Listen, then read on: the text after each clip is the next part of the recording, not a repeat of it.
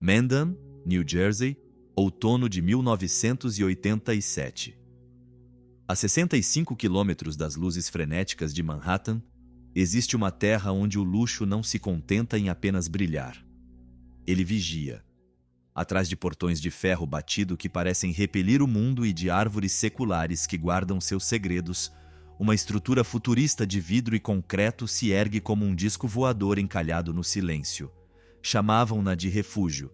Mas refúgios não exigem $40.000 por mês para te dar o direito de respirar. Quem realmente pagou por esse sonho de vidro? A fama compra a liberdade ou apenas se limita a construir uma prisão mais sofisticada, mais polida, mais fria? Hoje, os muros da mansão de Whitney Houston vão nos revelar o preço que ninguém vê quando a música para. É o peso da história. O relato de um santuário erguido para uma rainha que acabaria sitiada por seus próprios demônios. Prepare-se para entrar na residência que devorou Whitney Houston. Além dos portões, escondida ao fim de uma estrada sinuosa onde cada caixa de correio transpira dinheiro antigo, a propriedade surge como um insulto à tradição colonial ao redor.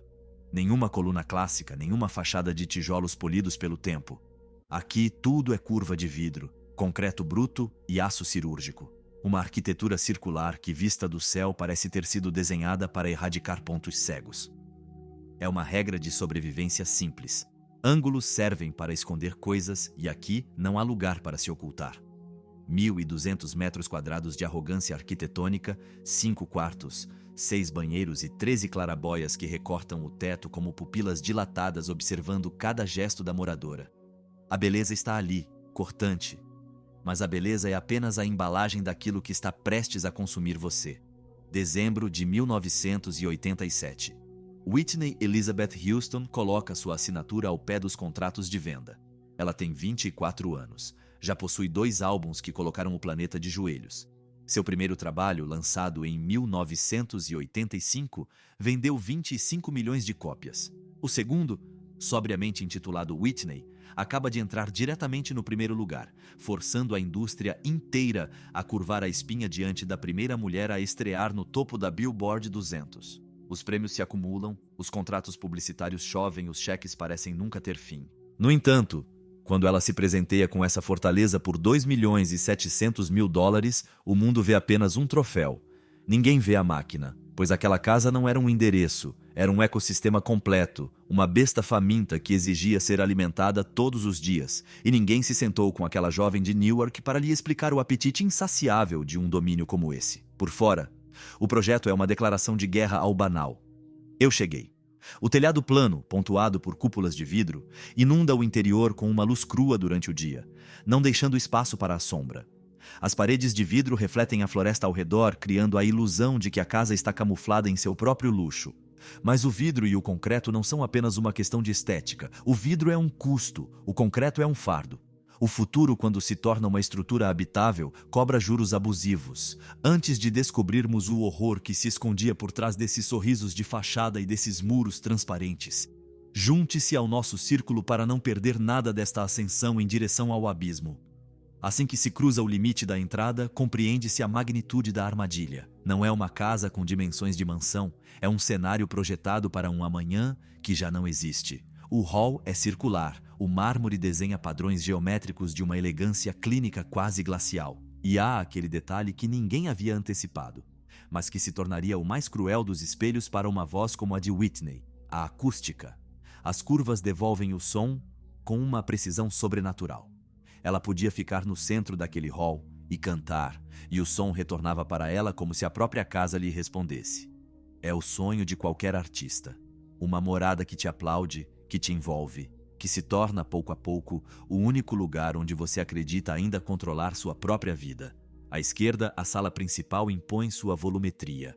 Tetos vertiginosos, vigas expostas, uma lareira de pedra que se eleva por 2 andares e aquelas janelas imensas, que vão do chão ao teto, oferecendo uma vista panorâmica das matas sombrias de New Jersey. É aqui, dizem, que ela celebrou natais nababescos no início dos anos 90, cercada por uma corte que se banqueteava em sua generosidade. Anos depois, as câmeras invadiriam este mesmo espaço para transformar sua intimidade em um espetáculo de aberrações, um voyeurismo global sobre sua decadência. O que havia sido imaginado como um santuário se tornaria a vitrine de seu naufrágio. Eis a primeira maldição de um palácio assim. Uma casa vasta demais não guarda o silêncio. Ela o amplifica até que se torne ensurdecedor.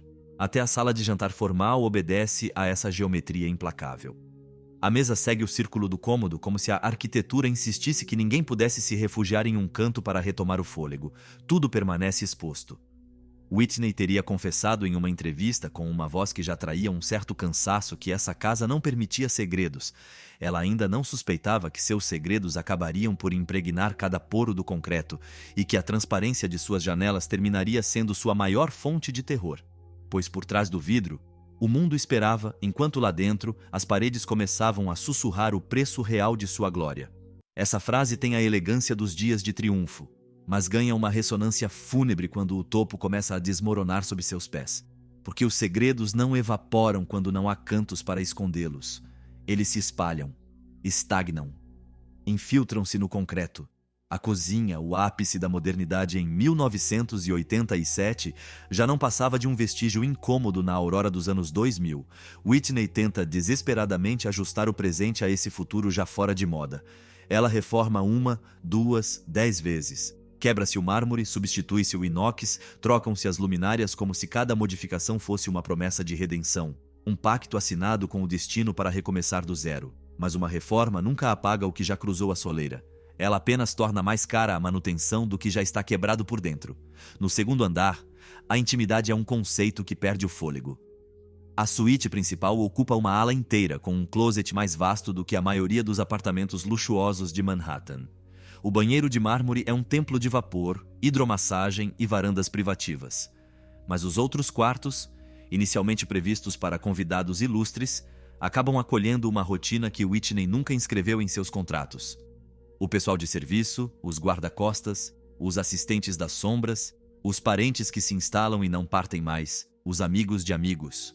Uma presença constante, olhares espreitando em cada corredor, um ruído de fundo permanente que proíbe o repouso.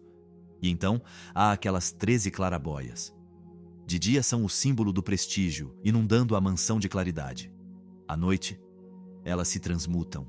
Em uma casa de mais de 1000 metros quadrados, quando o silêncio finalmente cai, essas aberturas não são mais fontes de luz, mas olhos negros que escrutinam o vazio. A piscina, imensa e aquecida a custos altíssimos para desafiar o clima implacável de New Jersey, as jacuzzis, a casa de apoio, sistemas mecânicos que nunca dormem. A verdade acaba se impondo quando olhamos para o que realmente sustenta o espetáculo. Uma demanda elétrica digna de um pequeno hospital, climatização por zonas, ventilação motorizada para as cúpulas de vidro, vigilância perimetral, alarmes sensíveis ao menor sopro, um sistema de áudio onipresente e, mais tarde, um estúdio de gravação completo. Esta mansão não é mais um lar. É uma máquina. E as máquinas têm um talento único. Elas não se importam com quem você é.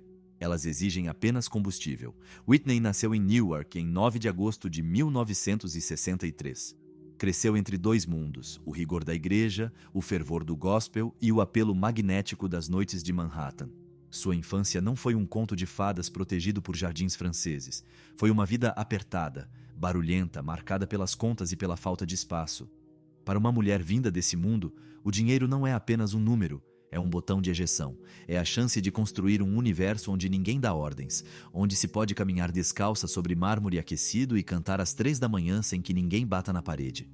Ela pensava estar comprando segurança, mas a segurança comprada sempre vem com uma cláusula oculta no fim do contrato. Ela exige manutenção, e a manutenção acaba exigindo seu tributo com o mesmo rigor dos antigos medos. Whitney comprou esta casa para o futuro. O problema é que o futuro nunca chega de graça. Ele chega sob a forma de faturas, reformas, salários, impostos prediais, despesas que nunca param, mesmo quando a sua voz, por sua vez, começa a se apagar. Quando a voz mais preciosa do mundo começa a vacilar, a casa não aprende a ter compaixão. Ela continua a devorar. Ao assinar a escritura, os números pareciam irrisórios diante dos 40 milhões de dólares que ela já havia acumulado. Mas após a passagem dos impostos, dos empresários, advogados, agentes e da ajuda constante à família, restavam talvez apenas 18 milhões realmente disponíveis. Comprar uma residência por 2,7 milhões parecia uma decisão de gestão prudente. O erro não residia na compra, mas no que estava enxertado nela. Esta casa não custava 2,7 milhões. Ela custava 1 milhão por ano apenas pelo direito de existir. A maioria das pessoas vê as mansões como objetos inertes feitos de tijolo e argamassa. Esta aqui respirava. 3 sistemas de climatização independentes roncando dia e noite. 2 caldeiras industriais a gás natural.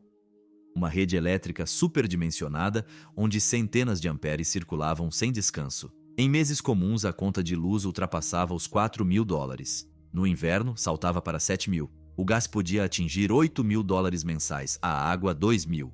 Antes mesmo que o primeiro funcionário recebesse seu salário, a residência já havia engolido dezenas de milhares de dólares em recursos puros. A segurança também se tornou um monstro insaciável. No início, alguns sensores e câmeras discretas bastavam. Depois foi preciso adicionar cercas, patrulhas e vigilância externa permanente. Pois no início dos anos 90, os paparazzi finalmente encontraram o endereço. O refúgio estava oficialmente sitiado. Antes de vermos como esse bunker de vidro se transformou em um teatro de sombras onde cada reflexo se tornava uma ameaça, inscreva-se para entender como o luxo absoluto se tornou a mortalha da diva. Os fãs não se contentam mais em admirar, eles começam a caçar. Os portões de Mendham, outrora baluartes de prestígio, tornam-se as grades de uma gaiola dourada que desconhecidos tentam escalar no meio da noite. Whitney não dorme mais. O silêncio da floresta de New Jersey agora é rasgado pelo estalo de galhos sob os passos de intrusos. Para recuperar um lampejo de calma, ela contrata milícias privadas. Homens armados passam a patrulhar os jardins 24 horas por dia, onde ela deveria poder caminhar descalça. Mas a paz comprada a preço de ouro nunca é uma paz verdadeira. É uma trégua armada que custa uma fortuna. Em 1988, ela decide que a casa deve se tornar uma extensão de seu órgão mais precioso, sua voz. Ela manda instalar um sistema de som integrado que desafia a razão. Caixas de som escondidas em cada canto, painéis de controle complexos, quilômetros de fiação serpenteando por trás das paredes curvas. Centenas de milhares de dólares são devorados para que ela possa se ouvir em qualquer lugar, para que sua própria voz a persiga de um cômodo a outro.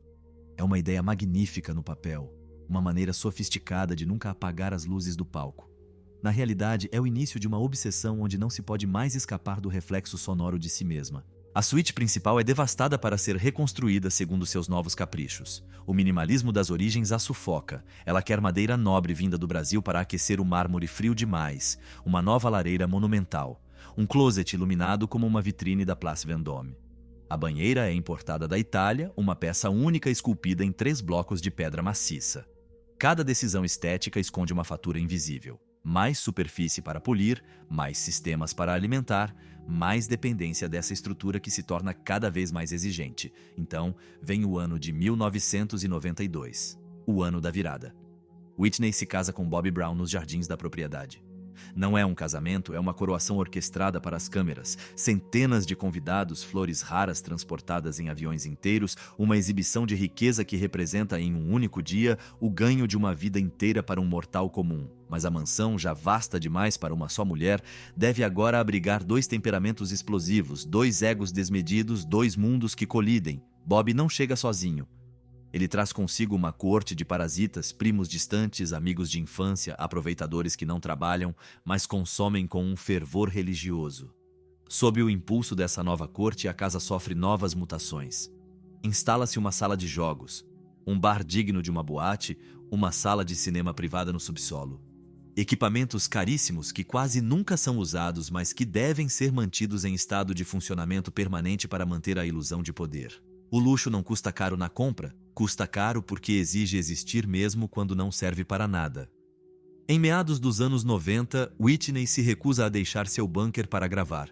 Ela transforma parte do subsolo em um estúdio profissional.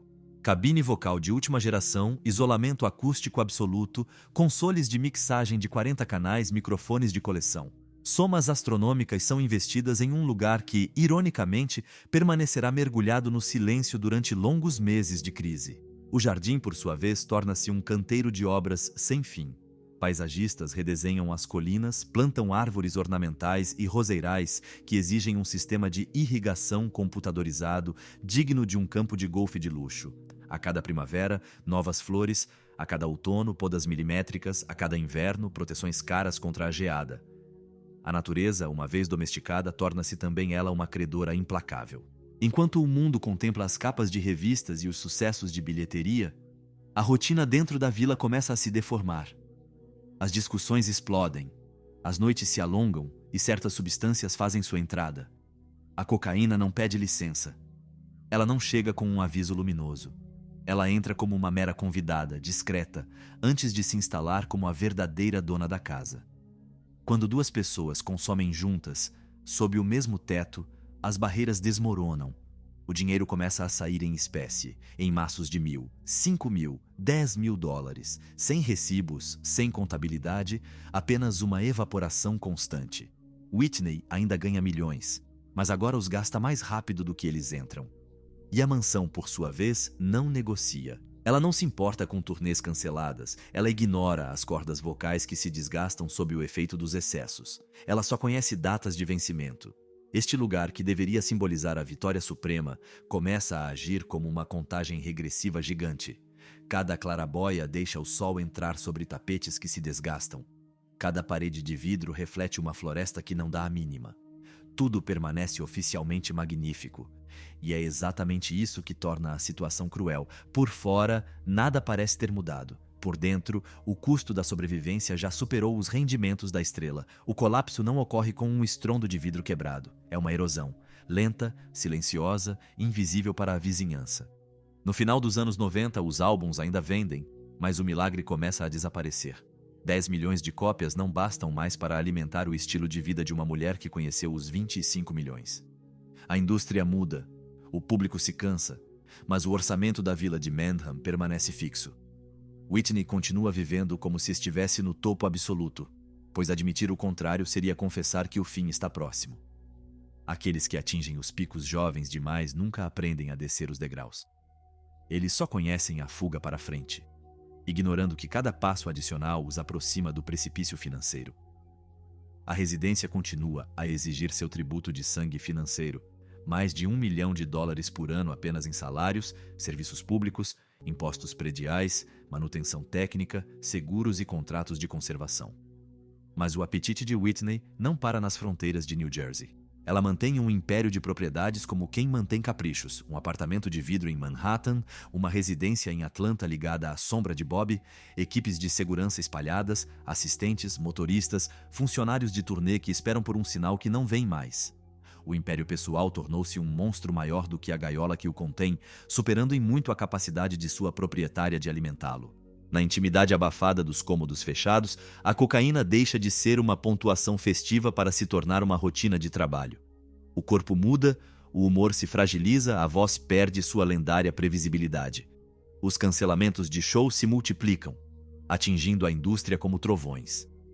Cada show cancelado não é apenas um compromisso artístico perdido, é uma hemorragia financeira aberta. Quando se vive no auge de rendas incertas, a estabilidade é apenas uma decoração frágil. Um ano pode render 20 milhões, o seguinte 5. Mas a casa reclama suas 12 mensalidades com a regularidade de uma guilhotina. As dívidas se acumulam sem que Whitney queira encarar o abismo de frente. Cartões de crédito atingem seus limites.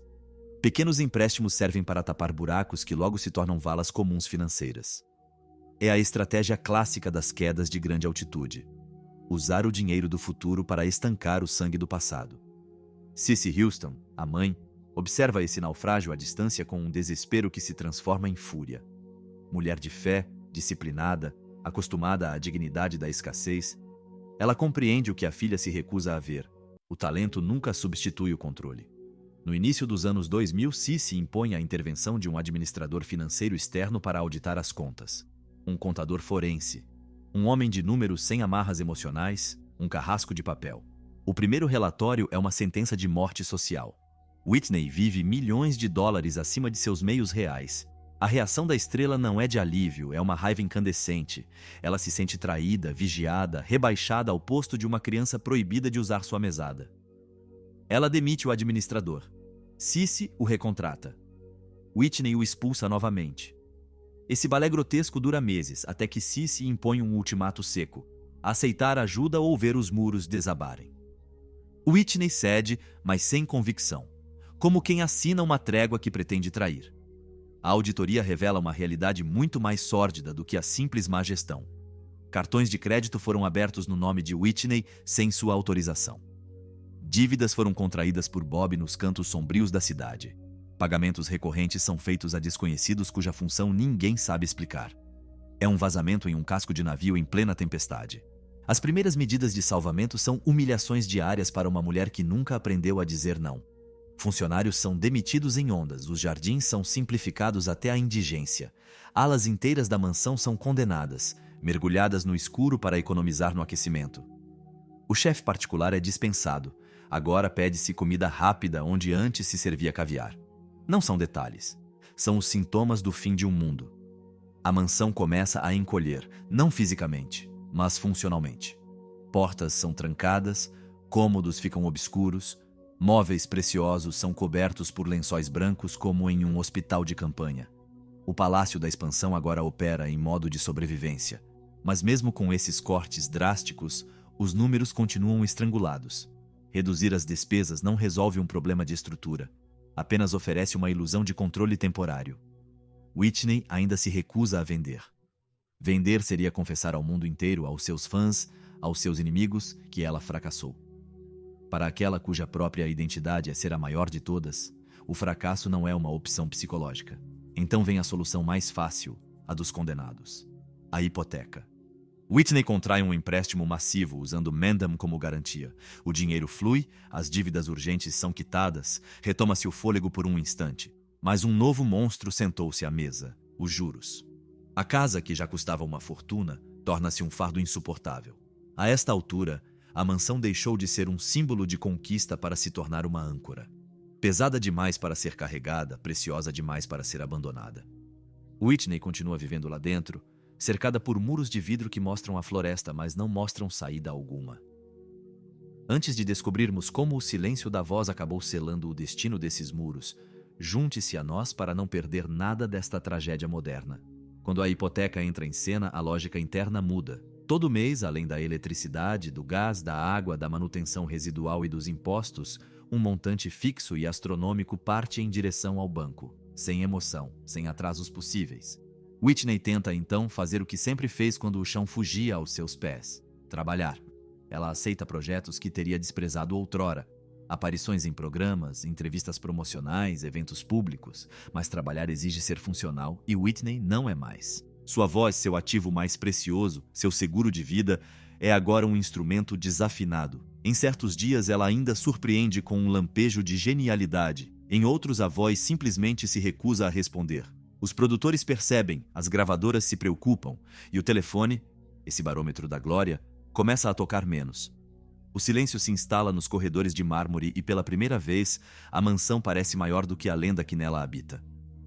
Você seria capaz de permanecer em uma casa que te lembra a cada segundo que você já não é mais quem costumava ser? Ou escolheria queimar tudo para recuperar sua liberdade? Em 2003, uma proposta surge das profundezas da indústria. Uma oferta que mudaria a própria natureza do seu calvário. Um reality show intitulado Being Bobby Brown. A promessa é de uma simplicidade desarmante. Dinheiro rápido, massivo, brutal. 5 milhões de dólares por temporada.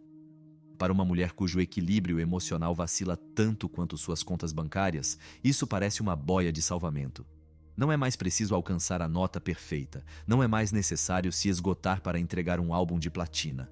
Basta existir. Basta decompor-se diante das câmeras. Ela aceita o pacto. O que as telas regurgitam não é glamour. É uma autópsia em tempo real. Vê-se o caos, os gritos, a desorganização crassa e uma dependência química mal disfarçada atrás de uma excentricidade de fachada. Para milhões de espectadores é um entretenimento hipnótico. Para o ícone Whitney, é uma implosão pública irremediável. O dinheiro entra, é verdade, oferecendo alguns meses de respiro aos credores. A mansão continua respirando, as faturas são honradas, mas o câncer estrutural permanece. Quando um sistema de vida se reduz a vender a própria humilhação para sobreviver, ele já está morto.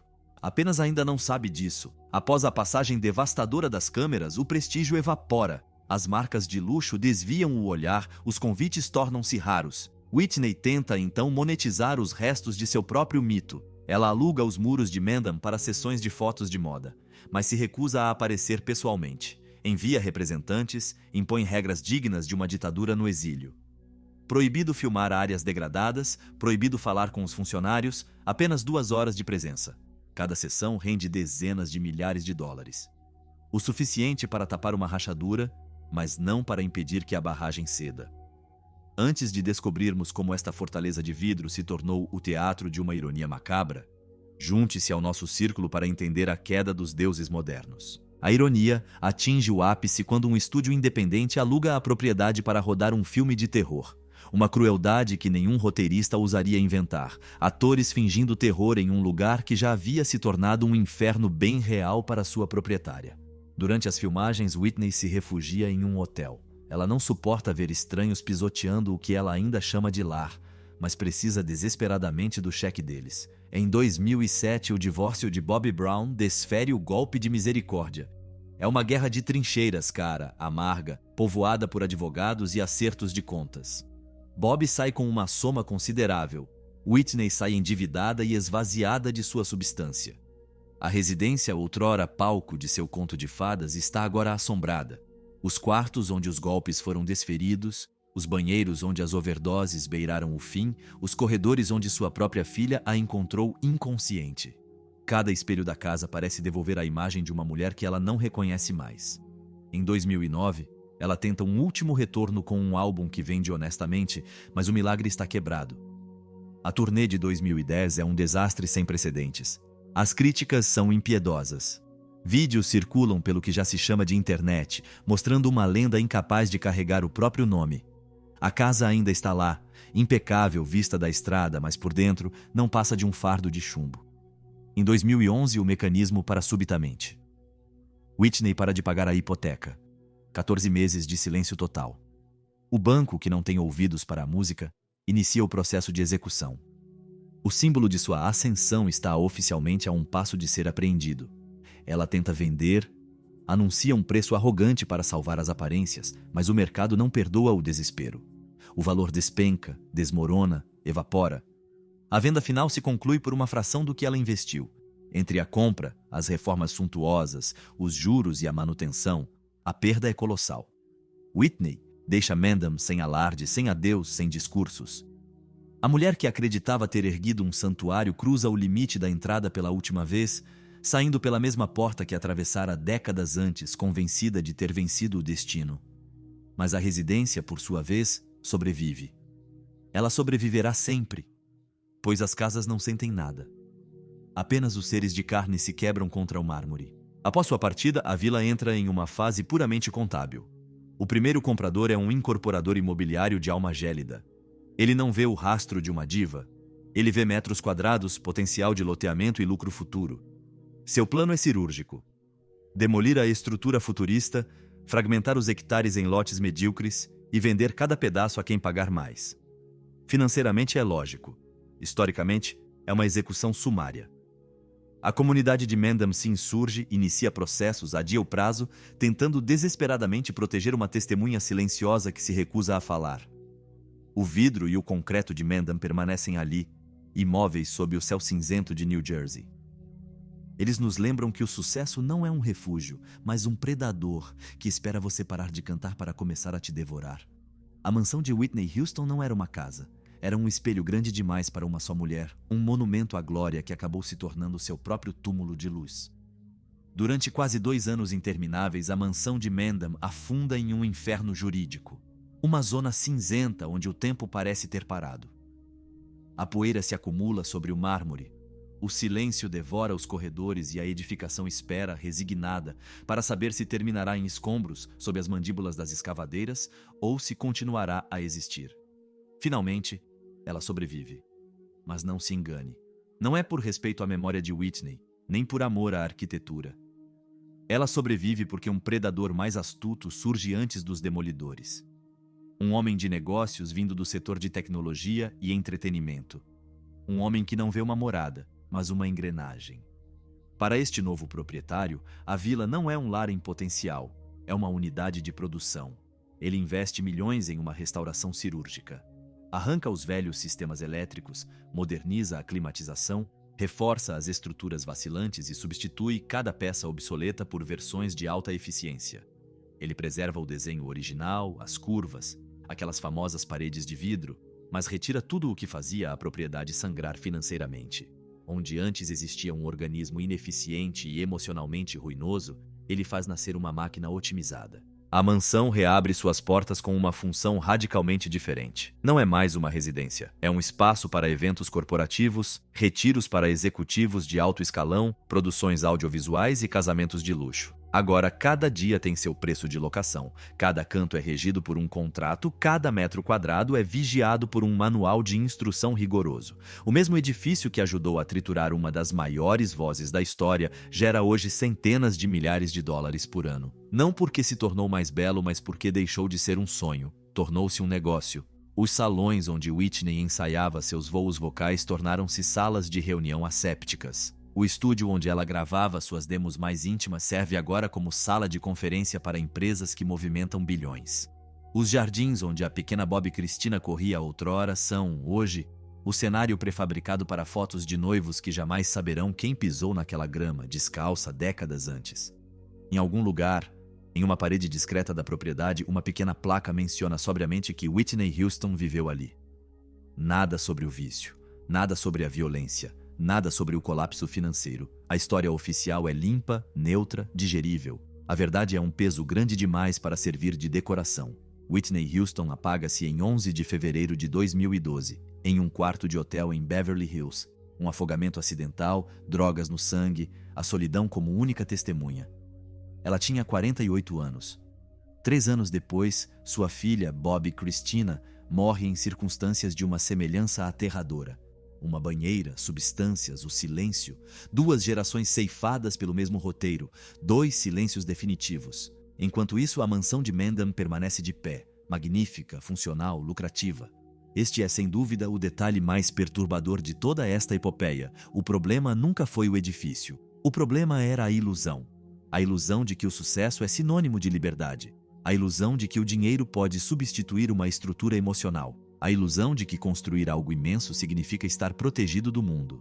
Whitney não construiu um refúgio. Ela ergueu algo muito maior do que si mesma. E quando um ser humano vive dentro de uma estrutura que não consegue mais sustentar, a estrutura acaba sempre ganhando. A mansão não matou Whitney, mas agiu como um acelerador de partículas. Foi o palco, o catalisador e o espelho gigante de uma mulher que chegou cedo demais ao topo, transformada em produto antes de ter aprendido a ser adulta. Whitney passou a vida cantando sobre o amor, a fé e a resiliência, mas ninguém a ensinou a erguer limites. E sem limites, até os sonhos mais brilhantes se transformam em armadilhas mortais. A mansão de Mendham ainda existe, com suas curvas perfeitas e seu vidro polido. A mulher que a comprou para conquistar o futuro, por sua vez, desapareceu. Tudo neste relato apontava para o mesmo ponto de ruptura, mesmo quando a trajetória parecia ascendente. Esta arquitetura sem cantos, esses corredores circulares onde nunca se pode esconder, não são apenas uma escolha estética. Eram, sem que Whitney percebesse, o retrato antecipado de sua própria existência. Uma vida magnífica, impressionante, moderna, mas desesperadamente fechada em si mesma. Onde cada nota cantada servia apenas para alimentar o apetite de uma máquina que nunca dorme. Whitney Houston atingiu o cume cedo demais. Em uma idade em que os ossos ainda não endureceram e a alma ainda busca seus pontos de apoio. Ela desembarcou na estratosfera com uma voz que parecia desafiar as leis da biologia, um talento que transformava cada nota em um evento sísmico, um sucesso de tal magnitude que só ocorre uma vez por geração. Ela chegou lá em cima sem ter tido tempo de construir o essencial, uma identidade que respira fora da luz dos projetores, uma existência que não esteja correlacionada aos números de vendas ou à aprovação de uma multidão insaciável. Ao assinar a escritura daquela mansão, ela não estava comprando metros quadrados de prestígio ou uma proeza arquitetônica. Ela comprava a ilusão de que estaria finalmente segura, um perímetro onde poderia desligar o barulho do mundo e ser apenas Whitney. Mas não se compra a paz interior com sistemas de vigilância a laser e portões de ferro batido. Dentro daqueles muros, ela continuou sendo um produto de consumo, um investimento que precisava ser protegido para continuar rendendo. A casa nunca foi um santuário. Era o cercado de uma fonte de renda para uma corrente infinita de parasitas. Gravadoras, empresários, funcionários, familiares, todos dependiam do seu bom funcionamento. A morada não a libertou dessa pressão titânica. Ela simplesmente a trancou com ela, pois o isolamento não cura as feridas, ele as infecta. Ele amplifica os terrores noturnos e transforma antigas inseguranças em monstros de concreto. O luxo oferecia espaço, mas não oferecia direção. Impunha um silêncio exterior que tornava o tumulto interno insuportável. O que destruiu Whitney Houston não foi fruto de um erro único ou de um encontro nefasto. Foi uma sedimentação de renúncias. Pequenas decisões tomadas para suportar o peso do amanhã, fugas menores que pareciam inofensivas, concessões que, somadas, tornaram-se um fardo que nenhum ombro humano pode carregar. A mansão deu forma física a esse naufrágio. Seus corredores longos demais tornaram-se as artérias de uma solidão crescente. Suas portas fechadas escondiam rituais de destruição. Tudo estava limpo, tudo era caro, tudo era gélido. A verdadeira questão nunca foi saber quanto aquela mansão custara na compra. A questão era quanto custava manter a ilusão de proteção. O preço foi exorbitante. Uma voz que acabou traindo sua dona, uma imagem pública devorada pelo voyeurismo e finalmente a própria vida. A parte mais revoltante desta história reside no depois. Uma vez que Whitney desapareceu, tudo se tornou mais simples para a propriedade de Mendham. Livre dos conflitos, das crises e da angústia humana, ela pôde finalmente cumprir a função para a qual foi realmente feita: ser um ativo financeiro puro. Whitney passou a vida sendo extraordinária para os outros, sem nunca ter tido o luxo de ser simplesmente humana para si mesma. Esta estrutura futurista não era um navio de resgate.